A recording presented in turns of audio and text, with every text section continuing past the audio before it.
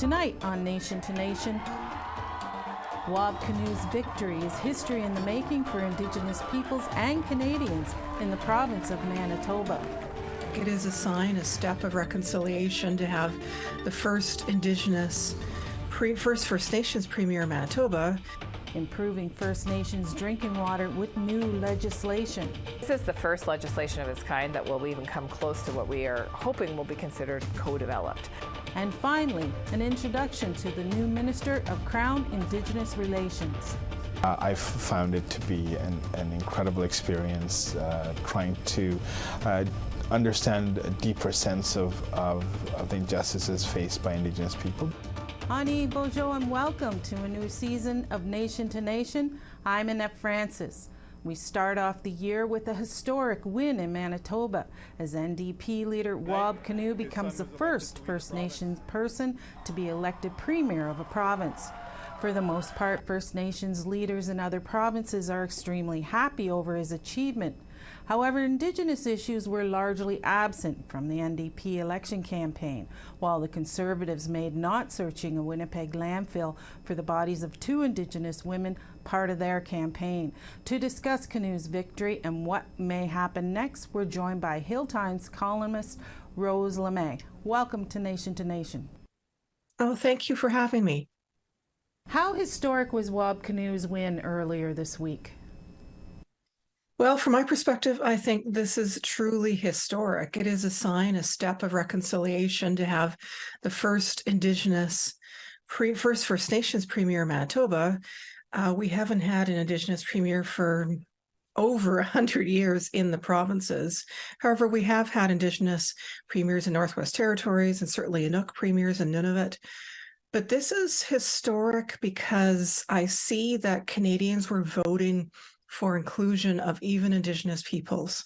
And so I think it's historic not only for Wab Kinew and who he represents, being Anishinaabe, but also because Canadians actually were voting for the inclusion of Indigenous peoples. And that is truly historic. Do you think it'll influence how First Nations people view provincial politics? I think it will go a long ways to show a First Nations individual in a position of mainstream political leadership. I think it will go a long ways to increase the Indigenous vote on potentially all elections, but also to give that hope, as I think Wab Kinew has alluded to quite a few times, that as an example, not only to Indigenous youth, but all youth. But I think he particularly speaks with a certain power to Indigenous youth around what is possible. Do you think Kinew's indigeneity will make a difference on Indigenous issues in Manitoba, or will the realities of governing temper any ambitious plans that he might have? That's a good question. And a lot of change in all governments, leaders may actually want to do fairly transformative change. And more often than not, government bureaucrats, the bureaucracy itself can really slow it down. I don't see that as being as much of an issue in Manitoba as potentially in other jurisdictions. I think there actually is a readiness of many Canadians, and therefore bureaucrats who need to serve them, to do real change for reconciliation. I wouldn't be surprised if Wab Kinew officially, for example, searches the landfill as his very first official decision. I would be surprised if he did not do that. I think the decisions will flow out in support of Indigenous inclusion at tables perhaps they haven't even been at in Manitoba, and I think it will be a sea change. The Conservatives actively campaigned that they weren't going to search the Winnipeg landfill. How much of a signal is this to future campaigns in other provinces that ignoring Indigenous issues could possibly backfire? Well, I think there's a number of messages in this instance. Number one, that American attack ads have apparently made it into Canadian politics, and that's a very sad day for us all. The choice to position their platform to be truly against Indigenous peoples and potentially interfering with police investigations. I mean, this is political interference to stop that search. I think it will say to other politicos that attack ads against Indigenous peoples won't work anymore. Not that this is new. I think it's occurred in the past, not nearly as blatant as this. Personally, I just found it truly, truly disgusting. I don't even have words to describe how horrible that they actually, conservatives try to position whether or not your neighbor's kids would be found. That was what they were trying to vote for. It was truly disgusting. What do you make of Wednesday's announcement by the federal government of a $740,000 fund to fund a feasibility study to search the landfill? That was an interesting move. I don't really know to what end. There already has been a feasibility study which clearly said that these things, landfill searches, are possible. They are possible. They are done so often in the States that the FBI actually has procedures how to do it. The truth is that landfill searches for the remains of loved ones happens every time. That's where the evidence leads, and then one does a landfill search. I think this move by the federal government was more of a signal that they're ready to partner with Wab Kinew's government. I don't know if they actually will do another one. It just doesn't make sense to me, but I think it was a signal they want to partner. What is needed to make sure any search is successful and loved ones can gain closure? Unfortunately, some of the lessons are now past. These things need to happen really quickly. There's a number of lessons that come out of the States. I'm not an expert in this type of niche of searches, but there's a number of lessons and procedures that come out of the States and other countries on how to do it. But I think we need a national procedure in which all police forces across the country can follow, because it's not actually a common occurrence, thankfully, in Canada. And so that it actually begs for the federal government to do this kind of documentation as opposed to a feasibility study. What do you make of a new report from Stats Canada that Indigenous women and girls continue to be killed at a rate of 6 times higher than their non-Indigenous counterparts? It's a very sobering stat. I suspect it's actually an undercount. It says to me that police forces across the country and provincial territorial governments, which are for the most part responsible for those police forces, are not doing, well, anything. There are very few police forces doing anything. This has not risen to the point of urgency for any police force that I know of. RCMP is essentially doing nothing. So it says to me that Indigenous women and girls will continue to be at risk until this actually gets to the forefront, potentially of an election. When we actually start voting for the safety of our neighbors, sisters, mothers, aunties, then it will actually get there. Then it might actually get to the level of urgency. And unfortunately, we haven't got there yet, except I think in Manitoba. I think this is what it looks like when Canadians vote for the Indigenous inclusion. Okay. Miigwech, thank you for joining us.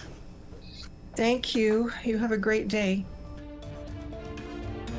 Coming up after the break, the Minister of Indigenous Services talks about water, First Nations child welfare, and more. Welcome back. This past July, Prime Minister Justin Trudeau shuffled his cabinet, and one of the few people who remains in her position is Patty Hajdu, Minister of Indigenous Services. With the fall session of Parliament now in full swing, Hajdu's priority is to table First Nations water legislation, which is to be co-developed with First Nations partners. To talk about that and more, I'm now joined by Minister Patty Hajdu. Welcome to Nation to Nation. Great to be here with you, Nanette. So can you tell us about the forthcoming First Nations water legislation that the government is putting through? Why is that needed when fixing boil advisories should have been completed years ago? Yeah, I mean, in terms of the boil water advisories, let's take a step back. I mean, we, over the course of the last 8 years have lifted the majority of boil water advisories. In fact, 96% of First Nations now have access to clean drinking water out of the tap. There's about 4% more to go, 28 boil water advisories left, and the majority of those are under construction. There are a few waiting for Chief and Council to determine that they are ready to do that lift. In fact, many Canadians don't don't know that it isn't the federal government that has the final say, it's the First Nation themselves. And then there are a few that are still figuring out the best way to deliver water in extremely geographically challenging spaces. For example, not always far north, but in spaces where communities are close to municipalities, but also have a large rural part of their community, like the Oneida of the Thames, who recently just determined that they are going to receive water from a municipal water pipeline. So the work's underway, and I think the legislation is to make sure that there's a robust set of regulations that are delivered by Indigenous people for Indigenous people to protect that water and the water source that it's coming from. Has the money that was earmarked for all those projects, has that already been spent? Well, it's either spent or it's being held in reserve to be spent as the projects come to completion. So I don't have a precise number for you, but I can tell you that there is an adequate amount of money to complete all of those lifts. And part of that is the commitment of the federal government, and part of it is the settlement that the government arrived at with litigants who sued the federal government, as you know, for not just the harms caused by boil water advisories, but the forward-looking protection of water for all First Nations people. So will the legislation help lift the remaining boil advisories any faster? The legislation is, first of all, replacement legislation for what First Nations people told the federal government, the federal Liberal government, unequivocally and through the lawsuit, that the Harper-imposed Clean Drinking Water Act actually had no teeth and it had no self-determination. It was created by the federal government and then imposed on communities. This new legislation is to replace that. Right now there's no legislation. In fact, we repealed that legislation with the last budget at the request of the litigants and working with AFN and other partners. This is the first legislation of its kind that will even come close to what we are hoping will be considered co-developed. AFN has been a very strong driver of co-drafting potential legislation. The litigants themselves have weighed in every step of the way to make sure that their concerns are heard. And by the way, there are former chiefs that are part of that group. The First Nations Advisory Committee has been amazing to work with. But what this legislation will do is it will protect the rights of Indigenous people to have clean water on First Nation and to control how that water is delivered. It will also strengthen protections of First Nations to ideally understand the quality of the water coming into the First Nation. And as you know, water is very difficult to clean once it's been poisoned. All right, moving on to another question. Can you give us an update on the child welfare agreement? When will it go to federal court for approval, and how soon will the money flow to families? So the agreement for compensation is actually in front of the federal court right now. So the CHRT agreed that the agreement that the parties and that the government arrived at was fair and met their requirements and their needs, and so now it's with the federal court for approval. Once it's approved, it's hard for me to say exactly how fast the money will go. The money will be transferred to delivery to the organizations that will deliver the compensation, and that compensation approach is being designed by First Nations people. Okay, the Treasury Board Minister has given until October 2nd to find $15 billion in savings. How is that going? It was going really well in our department. I mean, the important piece to remember is that the Treasury Board President's letter was very clear that Indigenous services or programs should not be touched, and not just in Indigenous Services Canada, but across government, which made a very clear line in the sand for me and for my deputy. And so the deputy has been working very closely with my team to identify ways that we can be more efficient within the department, that we can ensure that we don't have duplication, that there is consideration on how we innovate on payments, for example, so that we can reduce some of the overhead of the department without touching any of the programs and services. A month ago, you mentioned targeting duplication of the roles that civil servants play. Is that part of that as well? It is looking at the efficiency of the department, and so it could be spaces where there could be more efficient processes that, oh, by the way, with some automation and innovation would result in better services for Indigenous people, for Canadians. I'm thinking of areas where people have routinely expressed frustration in terms of the speed of getting status card renewals, for example, or the astronomical increase in Jordan's principal requests, and is there a way that we can be more efficient in getting people the answers they need and the money they need, while also looking for ways to reduce some of the redundancy. So no essential services will... That's right. It's not, there are no services to First Nations targeted at all. Okay. Miigwech, that's all the questions I have. Thank you very much. Thank you for joining us. Thank you very much, Nanette. Stay tuned. Coming up after the break, we'll speak with the new Minister of Crown-Indigenous Relations.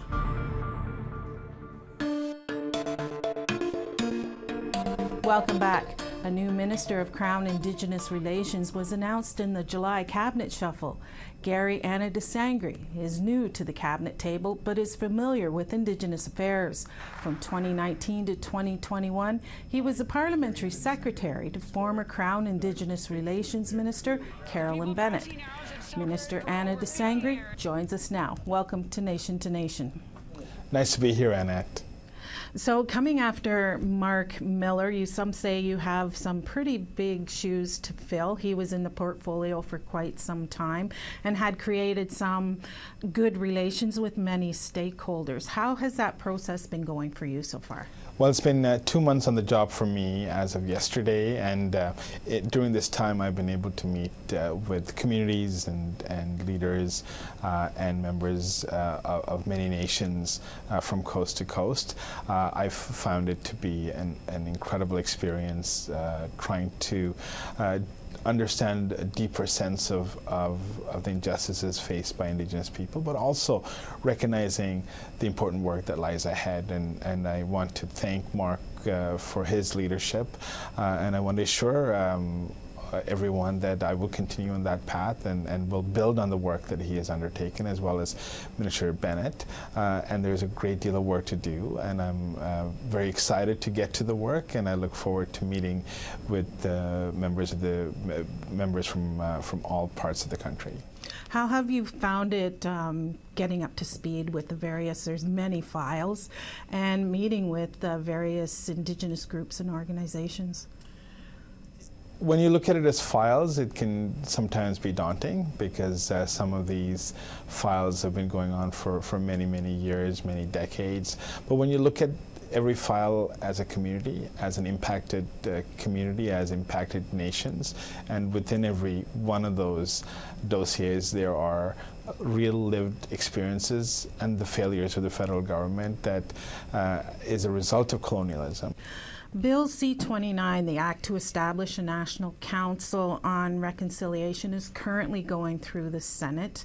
Many people say that the council is not representative enough. Is the government willing to make some more changes, or will it largely stay as it is? Look, this is now before the Senate. I look forward to appearing at the Senate very shortly. I believe it's next week. And I don't want to predetermine the outcome of legislation. We've introduced legislation that has passed the House, now it is in the Senate. And of course, the senators will have a robust discussion on what they feel needs to happen. We believe that Bill C-29 was brought forward with an enormous amount of consultation and engagement, and we look forward to its passage and feedback from the Senate on what the next steps ought to be. Bill C-53, the Métis Self-Government Act, is also creating quite a stir. Many Ontario First Nations do not see the Métis National or the Métis Nation of Ontario as a legitimate Indigenous organization and feel that the government erred in recognizing the MNO. How do you plan to deal with that crisis? I've had the opportunity to meet with the chiefs of Ontario as well as other chiefs across the country, and I've heard from them on some of the concerns that they've expressed. We co-developed this legislation with the Métis Nation of Ontario, Saskatchewan, and Alberta. It is one that was co-developed and really is a framework self-governance legislation. It doesn't abrogate or derogate from any existing rights, and some of the concerns, I think, expressed by First Nations leadership really speaks to the real threat of potentially losing, whether it's land or the rights to fish or to hunt.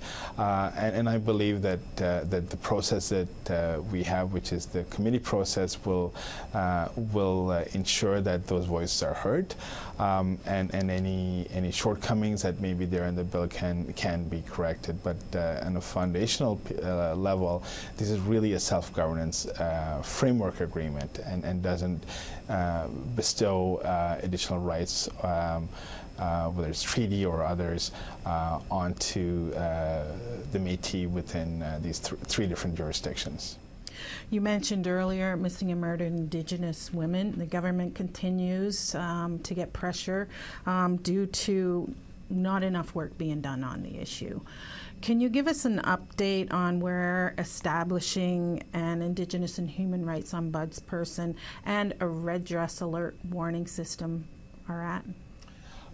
Look, there are a number of critical issues with respect to missing and murdered Indigenous women and girls, and it's a national tragedy, one that from a federal perspective we've been working on for many years, including the federal pathway. We are dealing with, for example, in Winnipeg with the Prairie Green landfill and the enormous tragedy there. I've had the opportunity to meet with family members. One of the things that came out in the spring is the need for a red dress alert, and we're working towards implementing that, and we are going to undertake some consultations to ensure that we do this right, but we are absolutely committed to moving forward on it. The Treasury Board Minister has given all departments until next week to find $15 billion in savings from your department. How do you plan to find savings in the Crown-Indigenous Relations? Well, look, it's an ongoing conversation, and I think the initial conversations I've had is that we don't want to touch or in any way take away from the programs that we deliver, or the actual liability that we have in terms of moving forward on settlements. We want to be able to do it without in any way reducing the cost. What we are looking at is issues like travel and other expenses that help support our department, but that will not have an adverse impact on Indigenous people, and that is the fine balance that we're trying to meet. And I believe we will get there, and we will make sure that our budget is, while fiscally prudent, doesn't impact the core programs that we offer. Miigwech, thank you for joining us. Miigwech, thank you very much, Annette. Thank you for this opportunity, and look forward to seeing you again. That's it for our first episode of the season. Hope you enjoyed it. See you next week. And if you missed any parts of tonight's show, you can check out our podcast. Go to aptnnews.ca/podcast. Miigwech, and have a good night.